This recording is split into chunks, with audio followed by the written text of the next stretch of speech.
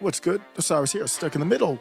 There are a lot of figures that I have never followed because in my blue pill days, I didn't follow them. I wasn't on Twitter. I wasn't on social media.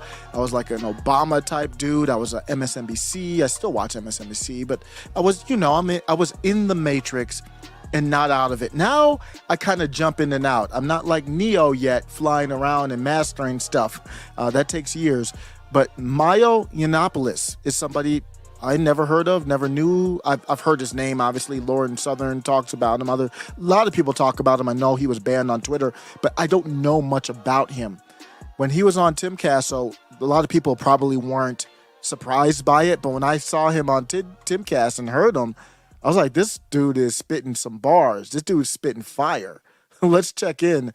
These are just some clips here from the most recent Timcast episode. Shout out to Tim for having somebody on that has a different viewpoint. I would say that's where we need to be. We need to be in a place where you look at two sides and then you say, I want to look at from your perspective, even if you don't change your mind or anything like that. And that's one thing that Tim Pool always does. I want to try and do the same type of thing.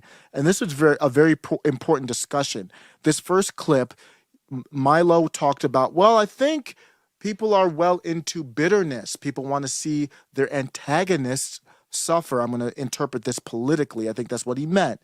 So I just want to make sure I stress that. That was stolen from them. And he's talking about revenge, just generally speaking. I'm not going into any specifics. And he's talking about the midterms, in fact. But here's the clip. And for a variety of reasons, people are willing to vote Democrat, and a variety of really weird reasons, like they voted in the dead guy. But I don't think people want. I think people used to be engaged in politics because they wanted to get a glimpse of a better world. But that's the washing powder version of politics. I think people are well into bitterness. I think people want to see the bad guys. I think that people want to see the that you're talking about right. comes not from a desire to reimagine the world in a better way, because I think people are losing hope in that. I think people want to see their antagonists suffer. I agree. I agree. And the reason for the Republican frustration is that they were expecting a rare moment of catharsis, which is not granted often to people with right of center politics, a moment in which they could reassure themselves that sometimes justice is done, that the universe is capable of delivering a true justice where it is warranted, and they were robbed of that. So what was stolen from them was not some kind of washing powder commercial glimpse of a better future. What was stolen from them was revenge. Yeah. Because these people don't feel like they've been out of power, and that's a shame. They feel like they articulate their feelings now in very religious terms, and they talk about their enemies in terms of demons, devils, and the way in which they express themselves. I think the sunk emotional cost that they had attached to the midterms as a moment when they could reassure themselves that maybe there was, maybe there was still some glimmer. I thought that was an excellent topic of discussion. It's describing the feelings here from the right, and I think it's a good thing to note that I don't want it to be revenge, but I think what he said is spot on. I don't disagree with anything that he said. I think those are actually feelings that I want to fight back, because I want it to be because of principle. But everything that he said was great there, and I think it was eye-opening to Tim, because Tim was talking about the midterms, and I know he wants to say, hey, it wasn't as bad as you think it was, but Milo gave him the perspective as to why it was disappointing. So it was not a victory. It was not something to celebrate. Now we'll see what happens with Kerry Lake. Today we still don't know. What's happening in Arizona is a travesty. Let's go take a look at some other clips here, though. A couple other clips from Milo. If you didn't, just go watch the show. But I got a couple clips that I took here that were just, I thought, amazing. Milo says that when something happens that always happens, that's not a victory. There was no victory because there was nothing, I typo there. There was nothing that happened above and beyond the normal course. Very great point there. And you could see Tim had to understand. You could see it in Tim's face. He understood where Milo was coming from. But they won. Well, not really. But they won what they needed. The House. No, What could they have done better? What could they have done? It was a bog standard or slightly unimpressive midterm in which the usual swing occurred. That is not what Republicans were expecting. Right. It wasn't even the usual swing. It was underneath, I think, what you would expect for like a normal swing in the midterms in this scenario, this atmosphere we're in. It was even worse than that. So I think Milo's even being generous with what it was. House. No, What could they have done better? What could they have done? It was a bog standard or slightly unimpressive midterm in which the usual swing occurred. That is not what Republicans were expecting. Right. They It's wanted not what they were hoping symbolic for. victory. That's not a victory. When something happens that always happens, that happens whether you campaign or not, that happens whether you do anything or not, that's not a victory. That's people perceive that as a kind of as a sort of almost like a weather event, it's just part of the natural cycle of things. Yeah. There was no victory because there was nothing above and beyond what I've got to get my the vocabulary. ordinary course of a midterm. I've got to get my vocabulary. I love his vocabulary. Some people use words that aren't used as much. You could say big words, and it doesn't add anything to the conversation. I don't need that. But what he's almost like painting when he's speaking, it's almost like a canvas, and he's painting a visual picture for you. Like you can see it like on a wall. And the vocabulary, the words that he's using are very well chosen. Impressive. This is the most I've ever sat down and listened to him. I've seen him do some goofy skits and stuff, but now I'm going to be listening to more. This is powerful stuff, and you can see easily by watching why he's not on Twitter. You don't want a guy like this who's compelling. He's got some style and flavor to him. Flash. I can see why MTG brought him. I don't know if he's still on with that. On with her, but I could see why she would bring him aboard in this cultural battle. You want somebody like that on your side. I understand what you're saying. That they needed something that proved something symbolic and something of meaning. They just wanted the people who they feel are tearing the fabric of their civilization apart, doing all kinds of things that we'll talk about in the to suffer. They wanted to see the I forget what the Conan quote is. I haven't seen it for 25 years, but they wanted that. Whatever the first bit is, the lamentations of their women. They wanted shrieking. They wanted the 2016 energy. Right. They wanted to see liberals panic. But that's nebulous in the sense that Look, it's activistic. Right. It's But fundamental. Listen. By winning the House, there can now be inquiries, investigations. Nobody cares about winning the House. Right. So listen. Nobody cares about winning. So Tim is great. This is not to diss. I always want to say that because, of course, when you say somebody's name online, 90% of the time it's on some beef stuff or some dissing. Tim's great. He doesn't have his finger. He's a leftist. He's a skateboard leftist, guys. He's a classic liberal. Nothing wrong with that. It's funny how he goes after Bill Maher. Bill Maher is Tim Pool 30 years from now, and he doesn't watch social media, doesn't do research.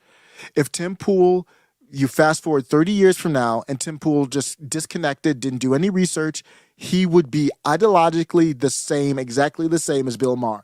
The only thing that Bill Maher just doesn't do a lot of research.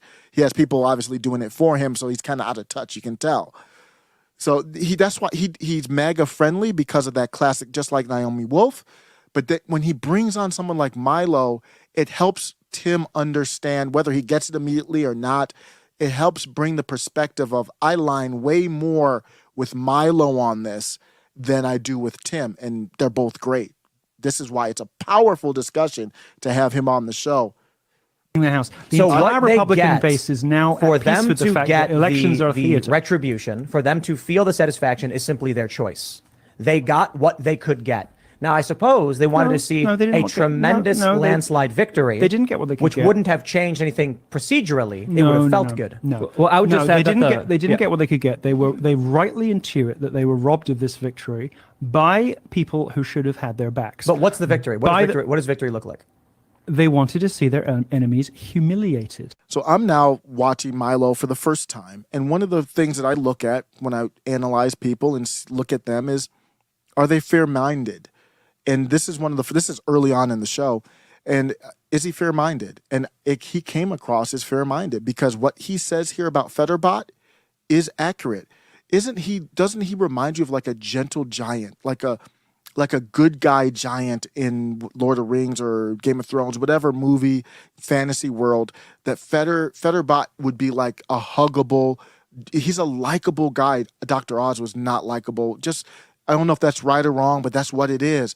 And he captured that here very fairly. He doesn't align with Fetterbot, obviously, politically, but he's fair to him here. These results don't match how people feel about Biden. They don't. Now, there are candidates that are weird special cases, like Fetterman, who has inspired sympathy. And he's just, I can't help but sort of like the guy. It just brings out, kind of a warm feeling. I just kind of want to see him succeed because I see him struggling. And I see a Fetterman Biden ticket. Normal response to seeing somebody struggling is to want to help them. Like I watched that debate and I wanted to vote for the guy. These results don't match. He and I align here as well. He said he thinks the country should split in half, and my interpretation is peacefully. Do you think that the Republican Party should split in half or split apart? I think the country should split in half. I'm very much in favor of a national divorce. The Republican Party is an entity that survives despite failing to understand how to talk like human beings, how to talk to human beings, and how to reflect the concerns of the voters who, out of the indefatigability of the human spirit, keep hoping for the best and voting for them anyway. The party is not fit for purpose, and if it doesn't reinvent itself in Trump's image, it doesn't deserve to live. Do you think that the Republican Party... This dude is spitting fire right now. Last clip I'm going to show here, the last clip is a rant. He went on an epic rant discussing Trump versus DeSantis, and he said if you're on Meghan McCain's side, you're on the wrong side. Trump or Ron DeSantis? That's going to be the big debate here as well. I don't think anybody is seriously in favor of DeSantis unless they're paid to be. I strongly disagree with you. No, you see my reaction there. I'm like, whoa. I'm watching this live for the first time, and I'm just recording it because I'm watching it. It's an excellent comment. And you know why he says that is because the will of the people, whether it's right or wrong, is irrelevant. The will of the people is behind Trump. If Trump wants to run, the authentic following of MAGA is through Trump. It would be like Trump is an incumbent. If someone is going to go against Trump, which that's their prerogative, if you want to do it, but Milo's going to tell you what happens in a second if you do that. If you want to do that, the only way you could do it is through the I'm electable, the electability route. And that's that means corporate. That's all that means. So that's what Milo's saying. That's what he means when he says that. He doesn't mean literally everybody. What he means is there's no path for someone. It doesn't matter if it's DeSantis or anybody else. There's no path to contest Trump organically through the will of people as a populist. It would have to be done through working through back channels with electability, corporations, Mitches and the Young Guns still in there, Kevin McCarthy's of the world. That's what he means by that. Anybody is seriously in favor of DeSantis unless they're paid to be. I strongly disagree with you on that. But that's going to be a topic we're going to be discussing here in a little bit. If you're on Meghan McCain's side, you're on the wrong side. The moment that we're in right now, we need people with no fear. Do not look at what happened at the midterms and think about, and I said this too, I want to make sure it's not misconstrued. I said that MAGA has to humanize the movement. That doesn't mean to be fake. That doesn't mean to show fear. But Black Pegasus was on when we were covering it live, and I can't get this thought out of my head, what he was talking about. He's like, man, what the stuff that we talk about on the channel very often, this can be dark stuff. That's why I like Salty Cracker. He's funny. He can make it humorous, but it's dark stuff that he's making humorous. And that can come across with MAGA candidates when they say, look at what they're doing in the schools. People see it and they're like, "Damn, this is dark." And I think part of the reason they don't want to even look, they don't even want to open the door. They don't want to know. They want to stay ignorant because they know this is a dark path. I don't want to ask the question why. This will force me to have to stand up. That's what happened with Carrie Lake, in my opinion. She quit her job and it's like, I got to stand up. And people know what it would take to push back against this stuff, and they don't even want to open the door. And why I bring that up is Milo, what I see from him, again, this is the longest I've ever watched him. I see nothing but courage. I see a tiger out here. Woo! I strongly disagree with you on that, but that's going to be a topic we're going to be discussing here in a little bit. If you're on Meghan McCain's side, you're on the wrong side. I don't think I'm on Meghan McCain's side at all. But well, he didn't really say that. He said, if you are. Now, if Meghan McCain says 2 + 2 is 4, I'm with you, but it does make sense to say, if Meghan McCain is for DeSantis, who else is for? Is Mitch McConnell for DeSantis? Not that I would be against DeSantis because they are for him, but it does make you ask questions. That's all Milo's saying there. I don't think he's really saying, literally, Luke, you're on every side of Meghan McCain. He's saying, evaluate. You are on the same side with her on DeSantis, if you are for DeSantis. I don't think Luke is, but just hypothetically, if you are, you're on the same side of her. Evaluate if that makes sense. But more importantly here, there is something to say about this performance in the face of economic inflation, lockdowns, crime waves, which seems like it wasn't really affecting the election results. There's also the fact that a lot of Trump-endorsed candidates didn't win. Trump's attacking some of them right now, and the ones that he did, Trumpian candidates, and then the ones he attacked won. There are some examples of that. So what's happened? Trump isn't attacking the candidates as much as trying to defend himself. Whether it's the right way to do it or not, is they're trying to blame Trump for the disaster when it was really the GOP leaders that didn't fund these candidates. They basically threw them under the bus, because you can understand, why would you fund someone who wants to eliminate you? Why would Kevin McCarthy want to support? He has to fake it, but why would he support somebody who would get to the House and say, you shouldn't be speaker? So that's what we're having here. And that's the discussion. So Luke doesn't fully understand that. The problem here, I felt a bit icky seeing Trump whine about the consultants. It didn't seem like a kind of alpha dog daddy thing that we're used to from Trump. Seemed a little bit pathetic. Great point, and he gets more credibility with me. He's not some zombie. He's like, Trump was soft here. He was a baby here. He's doing the wrong thing here. That Milo's getting trust and credibility with me very quickly. Seeing Trump whine about the consultants, it didn't seem like a kind of alpha dog daddy thing that we're used to from Trump. Seemed a little bit pathetic. And he's doing that, choosing very harsh words, being very respectful as well. I think he wants that to get back to Trump. There are some examples of that. The problem here, I felt a bit icky seeing Trump whine about the consultants. It didn't seem like a kind of alpha dog daddy thing that we're used to from Trump. Seemed a little bit pathetic. And my hope is that he will announce soon and get his mojo back, because at the same time as he's taking these very light touch, teasing pot shots at DeSantis, who has zero chance of succeeding. Look, DeSantis is almost as popular as Trump in some bits of Florida, but don't ask them to choose, because he is gone the second they have to choose between him and Trump. Preach. Don't get it twisted, okay? Don't do it. He has no chance. It is not happening. You think? I want to play that again for anybody who didn't hear. This isn't from me. This is from somebody who's been in the game way longer than me, way more influential. Listen to this one more time. He's giving a warning to people. If you're going to try to do this, here's what we expect. Who knows what will really happen? Here's what we expect. And if you do this, you've got people like him that are not on your side. Some bits of Florida, but don't ask them to choose, because he is gone the second they have to choose between him and Trump. Preach. Don't get it twisted, okay? Don't do it. He has no chance. It's gone the second they have to choose between him and Trump. Preach. Don't get it twisted, okay? Don't do it. He has no chance. Don't ask them to choose, because he is gone the second they have to choose between him and Trump. Preach. Don't get it twisted, okay? Don't do it, bro. He has no chance. It is not happening. But you think even in I Miami disagree. and Tampa, Trump. Trump Well, somebody said disagree. It looked like Luke said disagree there. wasn't able to flip those districts. Understand, they don't understand MAGA. They don't understand Trump. There's a lot of people out here that don't understand the movement. It's really shocking to me. This started in 2015. We're in 2022, and y'all still don't understand. And he's trying to help you understand. You're out of your mind if you think that somebody with the charisma of a potted cactus can go up against Donald Trump and not end as just another casualty on the list.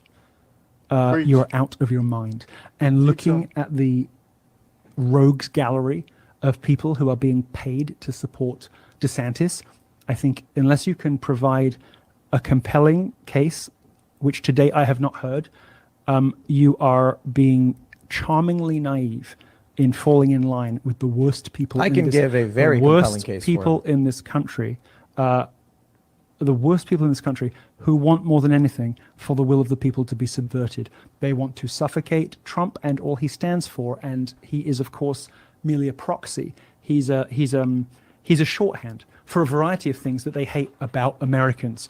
They hate the gaucheness of the South. They hate everything about the South. They hate Appalachia, with its lack of sophistication. They despise and are contemptuous of the people who love Trump, and they are the architects of their misery. I mean, there's a reason. He's going to get into some deep stuff here. Bannon talks about this also.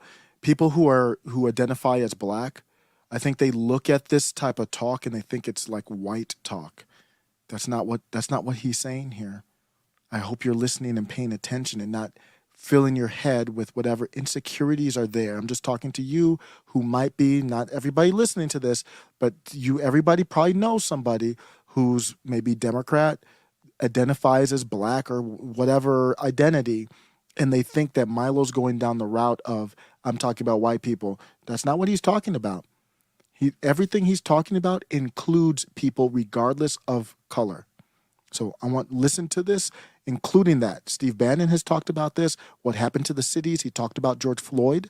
And he said, well, what if George Floyd had a factory there with him? Who knows if he would be working there? But there would be more opportunities because of the factory. The city would be booming over there in Minneapolis, and potentially he could have a lake house up in North Minnesota. This is regardless of color. The people who love Trump, and they are the architects of their misery. I mean, there's a reason that these places that vote for Trump have drug problems. It's because the coastal elites systematically killed these towns by taking all the manufacturing abroad to weaken the economic clout of Republican places. Now, okay, these places were deliberately and systematically sabotaged, and the result of that is like human misery on a scale that nobody really truly comprehends. There's now no reason for many of these towns in the South to exist, and they stagger on with no factories, with no jobs, with no hope. And people lose themselves in godlessness and in drugs and in all manner of self-destructive behaviors. That was done to them. That was the thing that was done to them. Okay, and Trump is a neat shorthand for the kinds of people that coastal elites consider to be beneath them. And the DeSantis project is about ensuring that Trump was a temporary, unfortunate blip, never to be repeated, because they think they have the right to determine that. They think they have the right to dictate that. I don't think that's going to pan out for them. I think they're going to continue to be humiliated, just as they have been every time they've tried this since. Let me ask you a question. I would love to hear your case for DeSantis, because absolutely. But my first question would just DeSantis has a chance to prove Milo wrong by do not contest Trump. Stay out the way, and then not only that, become Trump's VP candidate or openly back Trump. That's the only way that nobody knows what's in his head other than him. The only way that DeSantis can prove to me that Milo is wrong is through his actions. Let's see where it goes from here. especially considering that's all DeSantis does, which I respect. He doesn't do a lot of this side talk and all this other talk. So he needs to show me by his actions right now, his inaction as Trump takes pot shots. To my knowledge, he hasn't talked about it, not even a bit. As Trump takes pot shots, I need to see your action smooth it over and move out of the way. His silence is actually aggressiveness. It is passive aggressiveness to be silent as Trump, and we all know Trump's taking pot shots. So what that does, it leads credence to Trump's reasoning for doing it. Trump does not take pot shots at anybody for no reason. Now, maybe he shouldn't always do it, all that. I don't side with him. He has a different style. He has this New York style. I forgot the name of his mentor. His mentor told him never to back down, never to stop fighting. That's how he became president. But he does not take pot shots without something in his head. And you go make that right. If what Milo said is wrong, then you would go make that right real quickly, whether it's behind the scenes or not. If it's done behind the scenes, then we would hear Trump say, hey, I love DeSantis, I was just joking, or however he likes to do it. Go over and check that episode with Milo Yiannopoulos, especially if you don't know him. Great stuff. Shout out to Timcast for having him on there. And Twitter's going to be lit when they let the prisoners out, isn't it? Let me know what you think. Take care.